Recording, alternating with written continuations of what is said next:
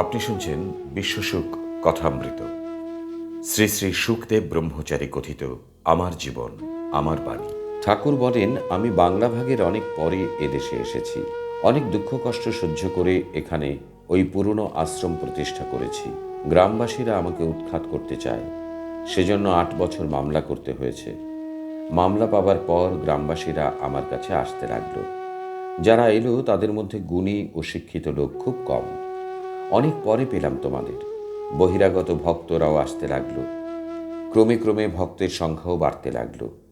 গত 3 বছর যাবৎ দোল উৎসবের সমারোহ ও জৌলুস বেড়েছে। প্রতি বছর ভক্তের সংখ্যা চতুর্গুণ হারে বৃদ্ধি পাচ্ছে। এখন বাসস্থান দেবার সমস্যা প্রকট হয়ে দাঁড়িয়েছে। আমার এক ভক্ত 1984 সালের দোল উৎসবের আয়োজন এবং ঘটনাবলী ছেপেছে। সেই তথ্যের কিছু অংশ এখানে লিপিবদ্ধ করা হলো।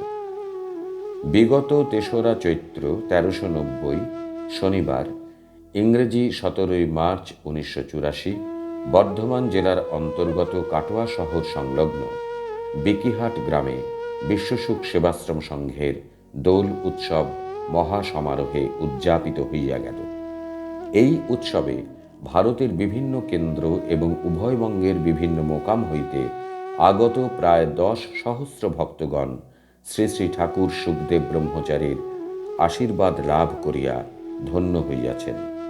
সপ্তাহকালব্যাপী অনুষ্ঠানে নাম কীর্তন, রামায়ণ গান, কবি গান এবং ভক্তিমূলক সঙ্গীত অব্যাহত। পূর্ব বৎসরের তুলনায় এবৎসর ভক্তগণের সংখ্যা অত্যধিক হইতে পারে এবং আশ্রমের 3টি সুবৃহৎ অট্টালিকা ও সংলগ্ন অরিন্দে ভক্তগণের বাসস্থানের ব্যবস্থা সম্ভবপর নাও হইতে পারে। এইরূপ চিন্তা করিয়া পরিকল্পিতভাবে বৃক্ষতলে বাসোপযোগী কুটিরের ব্যবস্থা রাখা হইয়াছিল। উৎসবের 3 দিন পূর্ব হইতে ভক্তগণ ঝোলাঝুলি লইয়া সমবেত হইতে থাকেন। দ্বার দেশে মাইকের সাহায্যে অভ্যর্থনার রকমারি নির্দেশ দেওয়া হইতেছে। ভক্তগণ নির্দেশ এবং জ্ঞাতব্য বিষয়ে অবগত হইয়া যথাযোগ্য বিধি নিষেধ পালন করিতেছেন। ওদিকে দক্ষিণ প্রান্তের 2 নম্বর প্যান্ডেলে ভক্তদের মধ্যে শ্রী শ্রী ঠাকুর সমাসীন। তিনি গীতার বিভিন্ন প্রবচনের সঙ্গে নিজের জীবনবোধের সাযুজ্য রাখিয়া ভক্তদের উপদেশ দিতেছেন। মাঝে মাঝে ভক্তগণ ঠাকুরের অপার কৃপা সম্বলিত স্বরচিত উচ্চমার্গের ভক্তিগীত পরিবেশন করিতেছেন। মাইক দ্বারা গানগুলি হাজার হাজার ভক্তগণের নিকট পৌঁছাইয়া দেওয়া হইতেছে। ভক্তি এবং আরতিতে শ্রোতাদের পাঁজর ঠেলিয়া কান্নার ঢল নামিয়া আসিতেছে। এর মধ্যে যাহারা আশ্রমে নতুন পদার্পণ করিতেছেন তাহারা শ্রী শ্রী ঠাকুরের চরণ স্পর্শ পাইয়া ধন্য হইতেছেন।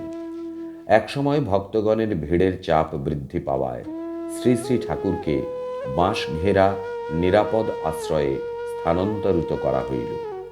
দোল পূর্ণিমার দিন সকালে ভক্তগণের সংখ্যা সর্বাধিক হয়। আশ্রমে 1 নম্বর আকাশ জোড়া প্যান্ডেল বাঁধিয়াও ভক্তগণের শৃঙ্খলার সহিত দাঁড়াইবার ব্যবস্থা করা সম্ভব হয় নাই।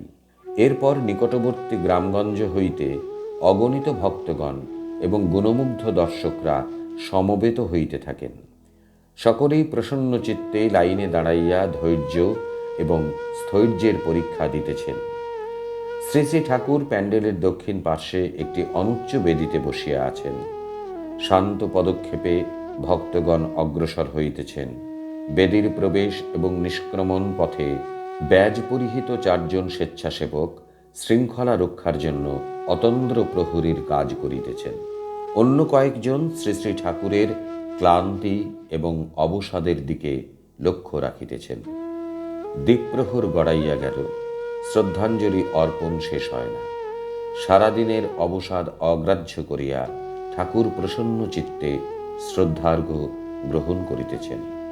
একসময় ভক্তগণের উদ্দেশ্যে বলিলেন, ওরা সকাল হইতে দাঁড়াইয়া আছে, এত কষ্ট হইতেছে, ওদের অনুরাগ উপেক্ষা করা যায় না।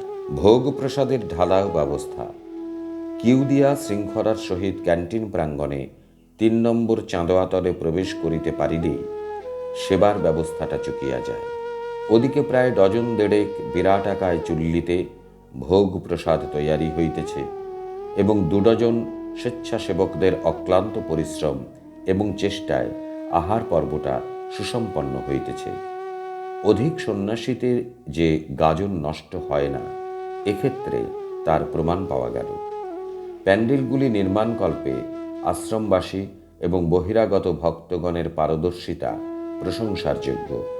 4 প্যান্ডেল সাজাইবার ব্যাপারে নিপুণতা অত্যাশ্চর্য। যে কোনো কুশলী ব্যক্তি এগুলির সজ্জা দেখিলে চমৎকৃত হইবেন।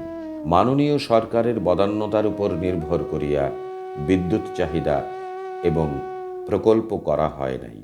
5টি জেনারেটর বা বিদ্যুৎ প্রস্তুত যন্ত্র দিবারাত্রে বিদ্যুতের চাহিদা মিটাইয়াছে। পূর্ব বৎসরের ন্যায় এই বৎসর দোকানপাটগুলিকে আশ্রম সীমানার মধ্যে আশ্রয় দেওয়া হয় নাই। আশ্রম সংলগ্ন জাতীয় সড়কে স্বতঃস্ফূর্তভাবে দোকানপাটের মেলা বসিয়াছিল। দিবারাত্র চা, জলখাবার, পান, বিড়ি, সিগারেট, সাইকেল, ভ্যানে আইসক্রিম, 20 পয়সার একটি কাঠি, আর ছিল শশা, কলা, লেবুর ব্যাপারীরা। এছাড়া কাটোয়ার 1 টাকা দামের রাজভোগ ভক্তগণের রসনা তৃপ্তি করিয়া অভিনন্দন কুড়াইয়াছেন। কৃষ্ণনগরে সর্বাধুনিক মৃৎশিল্পের খেলনা, বাটি, পুতুল, বাঁশি ইত্যাদির অভাব ছিল না। শুনিয়াছি তেলেভাজা দোকানিরা প্রচুর লাভবান হইয়াছেন। উৎসবের 2য় দিনের প্রত্যুষে পদযাত্রায় নগর কীর্তনে অংশগ্রহণ করেন প্রায় 5000 ভক্ত। প্রতিটি মোকাম হইতে আগত ভক্তগণ নিজেদের ডঙ্কা ও লাল নিশান হাতে লইয়া নাম কীর্তন করিতে করিতে অগ্রসর হইতেছেন। নারী, পুরুষ, শিশু, যুবা সকলের মুখেই কৃষ্ণ নাম, হরে কৃষ্ণ হরে রাম, আকাশ বাতাস মুখর হইয়া উঠিয়াছে। রমণীগণ মাঝে মাঝে উলুধ্বনি দিতেছেন। কাটোয়া শহরে প্রতি দ্বার প্রান্তে, অলিন্দে এবং ছাদে অগণিত নগরবাসী কৃষ্ণ নামের মনোমোহিনী শক্তিতে তাদের কণ্ঠেও ধ্বনিত হইতেছে হরে কৃষ্ণ হরে রাম। সধবা, বিধবা, তরুণ, তরুণী সকলের চোখেই জল। এ জল নয়, এ আনন্দাশ্রু। ওদের প্রেমের সায়রে ফুটেছে কৃষ্ণ কমল। মাঝে মাঝে পুষ্প বৃষ্টির মতো ঝরিয়া পড়িতেছে হরির লুটের বাতাসা। পরিশ্রান্ত ভক্তদের জন্য কোনো কোনো গৃহস্থ পানীয় জল লইয়া দাঁড়াইয়া আছেন। তারাও প্রভুর সেবা করিতেছেন। কীর্তনিয়ারা তো ঠাকুরের আধা, এই আধাকেই সেবা করিয়া নগরবাসীরা ধন্য হইতেছেন। কাটোয়া শহরের সমস্ত যানবাহন স্থিতধী হইয়া দাঁড়াইয়া আছে। চালকগণ যেন কোন এক উন্মাদনার ঘোরে ডুবিয়া আছেন। দিনটা রবিবার ছিল বলিয়া অফিস যাত্রীদের যানবাহনের অসুবিধা হয় নাই। একসময় কীর্তনিয়ার দল কাটোয়া শ্রী গৌরাঙ্গ মন্দিরে নাম কীর্তন করিয়া ধন্য হইল। পুরো শহরটা প্রদক্ষিণ করিবার পর কীর্তনিয়ারা উত্তর প্রান্তের 2টি গ্রাম প্রদক্ষিণ করিল। সর্বসাকুল্যে দীর্ঘ 12 মাইল পথ পরিক্রমার পর ভক্তগণ দ্বীপ্রহরে আশ্রমে প্রত্যাবর্তন করিল। এই দীর্ঘ পথ পরিক্রমায় কেহ অসুস্থ হইয়াছেন বলিয়া সংবাদ পাওয়া যায় নাই।